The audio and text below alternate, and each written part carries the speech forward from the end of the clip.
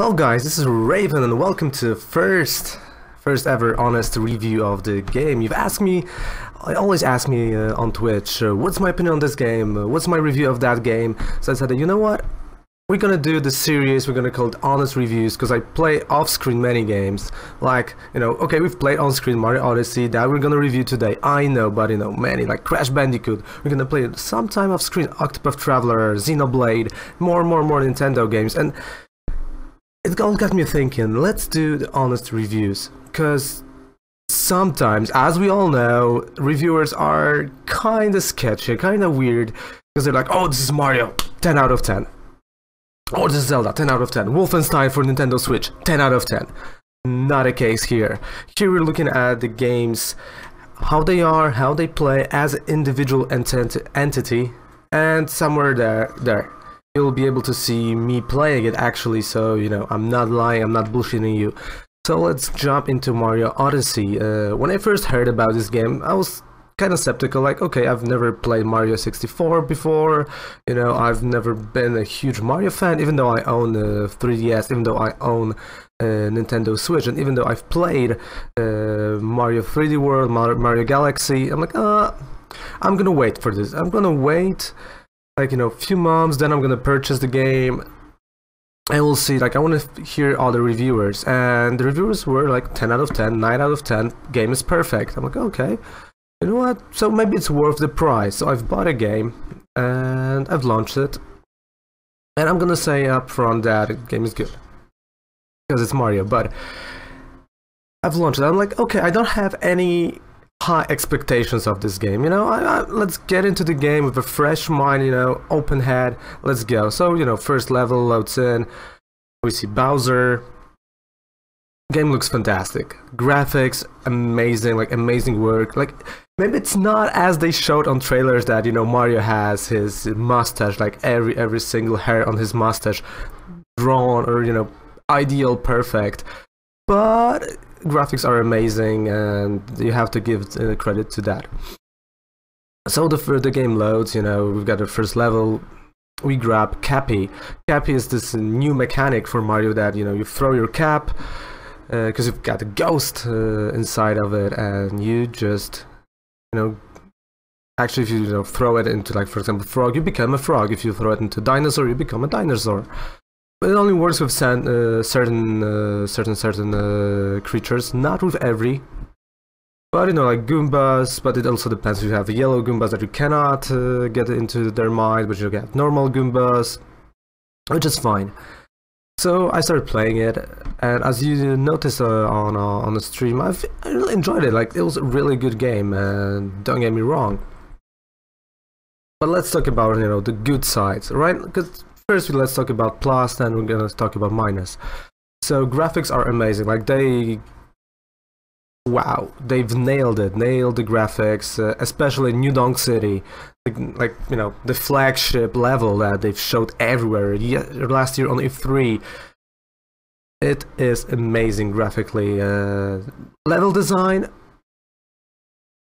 graphically is good. Let's put it this way, graphics are amazing in this game, and if you're looking for this Mario Nintendo type of style, you'll get it. Also, the 8-bit levels look amazing, like they actually look 8-bit. They've incorporated really nice mechanics there. Nothing wrong here.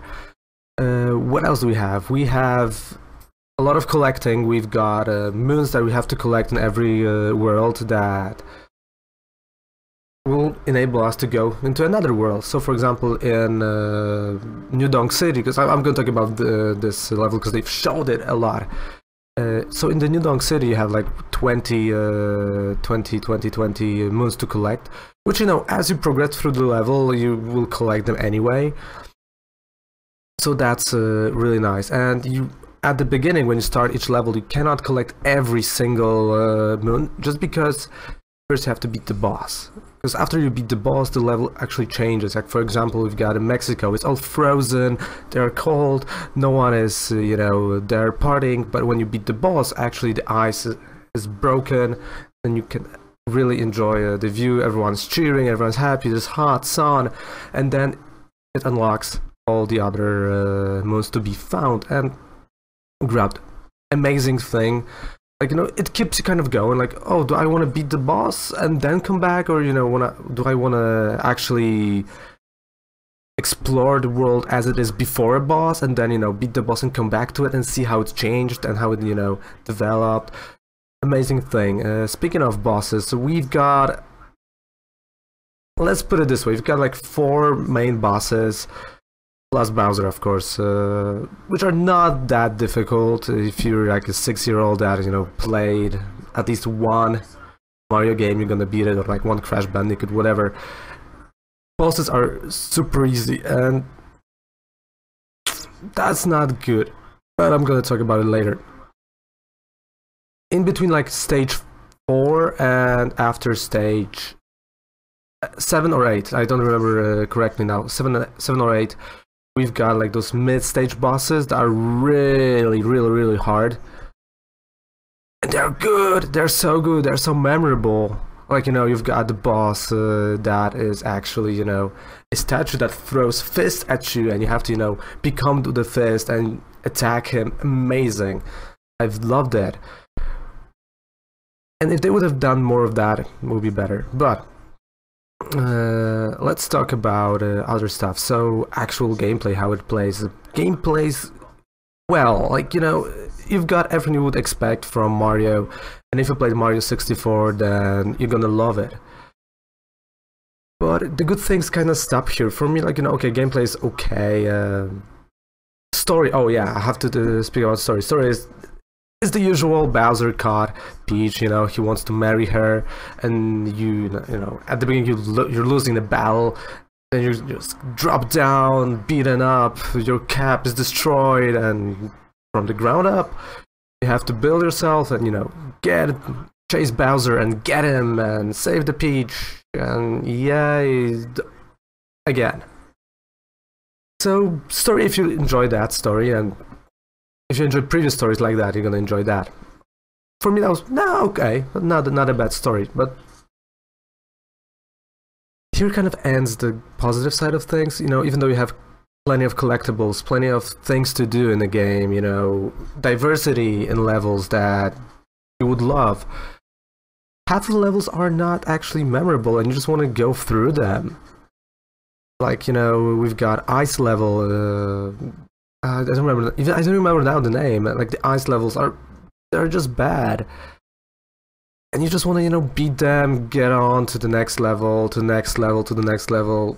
Actually, like, the few levels that kind of, you know, stopped me were the first world when you have dinosaurs, actually the Mexican one, and the New Dawn Kingdom. Like, those 3 are the ones that, you know, will cut your attention, and like, oh yeah, I want to stay there, I want to actually explore it, I want to actually, you know, get every single thing that's there.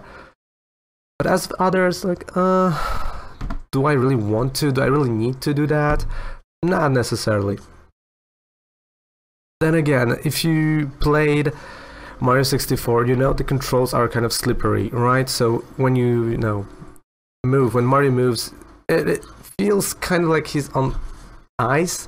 Like, I've tried in handheld mode, I've tried it, you know, in the PC when I've plugged my Switch to a PC, and I've tried on the big screen. The problem is their controls are slippery, and they are slippery as hell.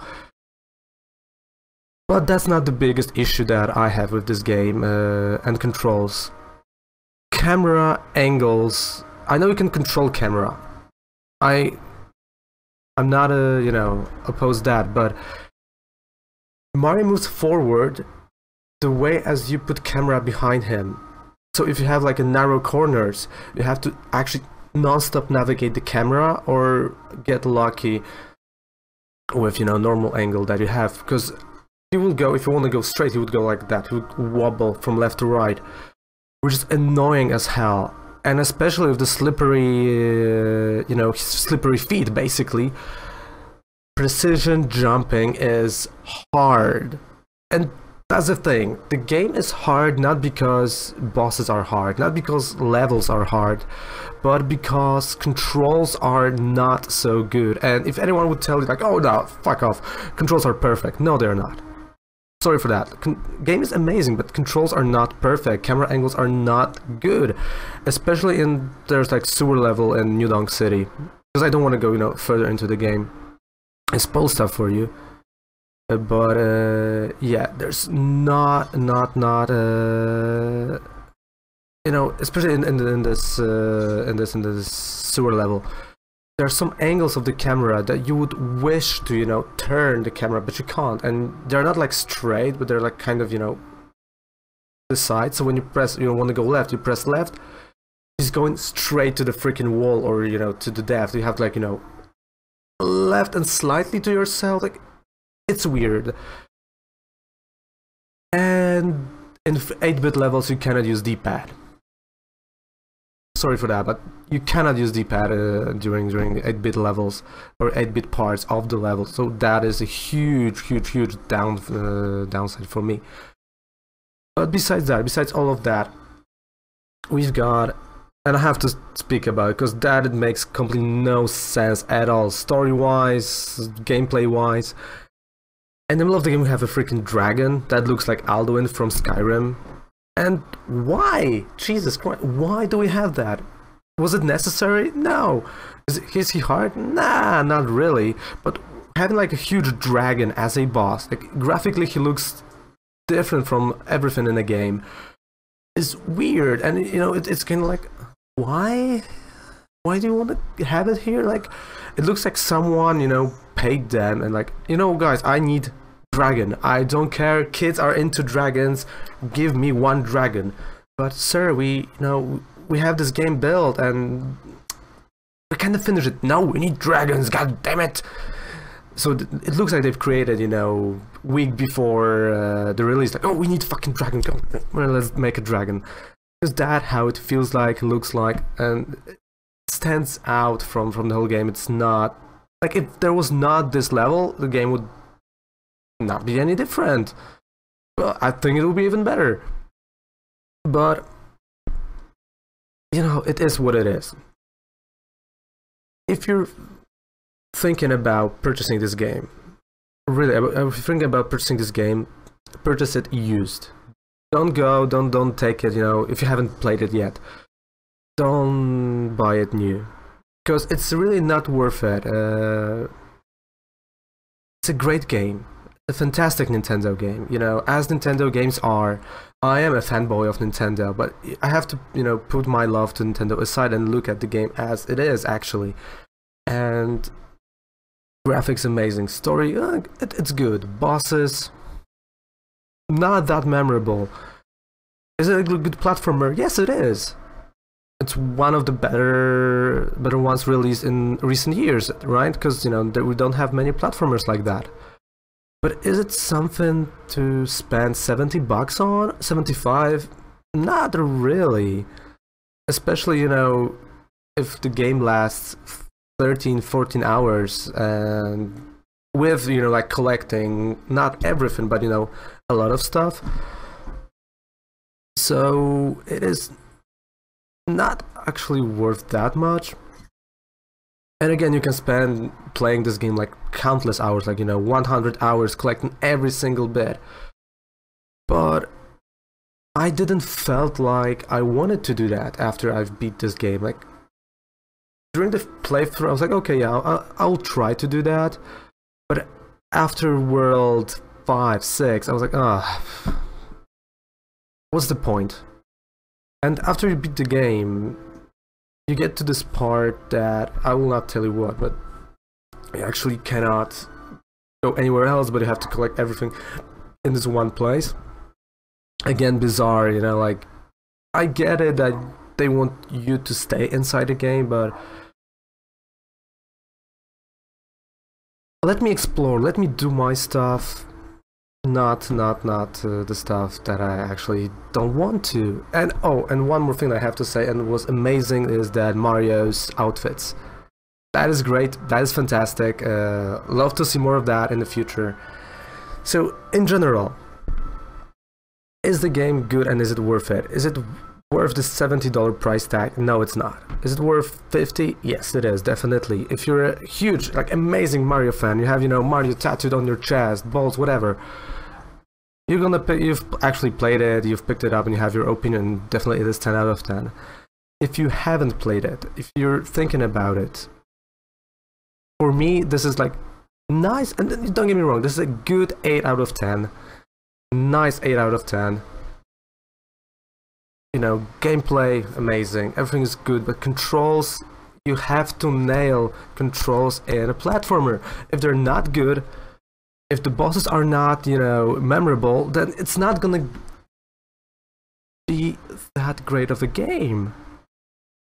Because it's gonna get frustrating. And if anyone you saw me on Twitch playing it, I've actually rage quitted during few levels because it was so bad. Like I couldn't imagine. Like it was not in my head how bad the controls were sometimes. Till the point I rage quit. Like I was shouting at the game. I was shouting at Mario like, Jesus Christ, Mario, what the hell?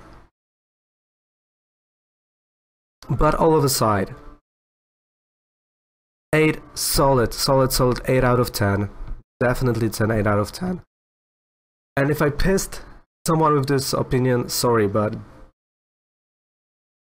you have to look at the game, you know, you have to do a step back and look at the game for what it is, not as, oh my god, it's Nintendo, I'm gonna, you know, 10 out of 10 it. No, it's not. So that's my review of Mario Odyssey. If you want to know more of my thoughts, you can always ask me live on Twitch. It's Twitch, RavenCalledSnejku, you have it right here. You can ask me about stuff live there, you know, I will give you some details probably that I will not, you know, share here. Do not give anyone spoilers, you know, to not spoil the, even though it's like half a year or whatever. I don't want to spoil fun for anyone, so, you know, if you want some spoilers, if you want some, you know, more detailed things, you can always ask me on Twitch or in a DM. But for now, thank you so much. Mario Odyssey, solid 8 out of 10. Raven seal of approval. It is a good game, I'm telling you. Thank you so much.